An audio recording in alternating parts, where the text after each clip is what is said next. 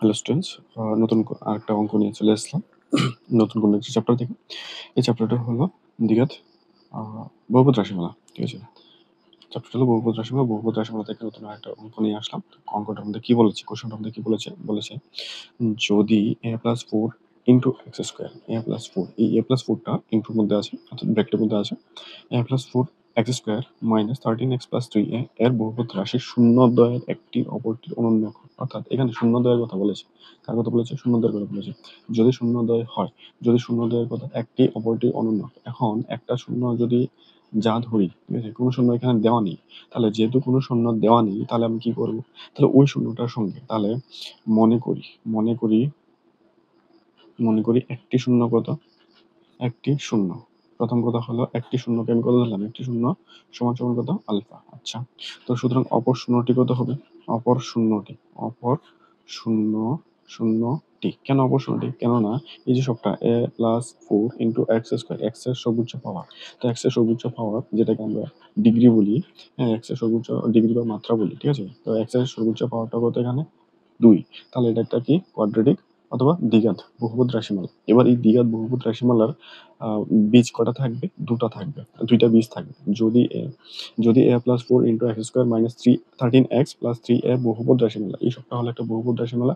এই বহুপদ রাশিমালার শূন্যদের একটি অপরটির অনুন্নক হয়। তাহলে আমি কি করলাম? যে একটা শূন্য কত ধরলাম? আলফা। অপর শূন্যটি কত হবে? 1/আলফা হবে। অপর শূন্যটি কত হবে? 1/আলফা, কারণ তারা বলেছে।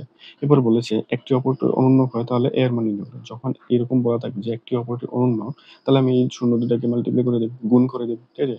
যদি এই শূন্য দুটাকে গুণ করে দিই, তাহলে আমার এখান থেকে আলফা চলে যাবে। আচ্ছা, তাহলে শূন্য দ্বয়ের গুণফল কি বার করব? শূন্য দ্বয়ের শূন্য দ্বয়ের গুণফল। যদি শূন্য দ্বয়ের গুণফল বার করি, তাহলে কি হবে? শূন্য দ্বয়ের গুণফল হবে আলফা ইন্টু 1/আলফা ইকুয়ালস টু কি হয়? আমরা জানি কি শূন্য দ্বয়ের গুণফল যেটা, এই শূন্য দ্বয়ের গুণফল হয়, সুন্দর গুণফলটা কি হয়? ধ্রুবক পদ। কি হয়?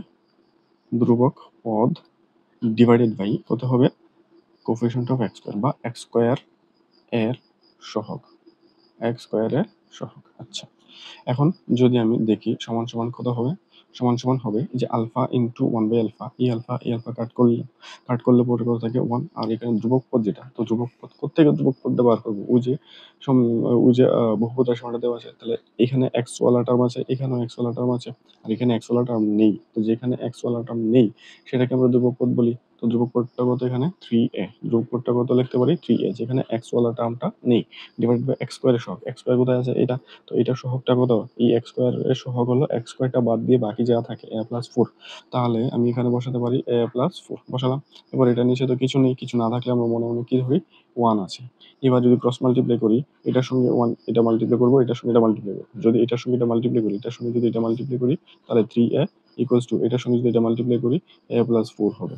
তো এখানে 3a আর এই a এটা প্লাস, যদি এদিকে আসে তাহলে মাইনাসের a ইকুয়ালস টু কত হবে? 4 হবে। ইকুয়ালস টু কত হবে? 4 হবে।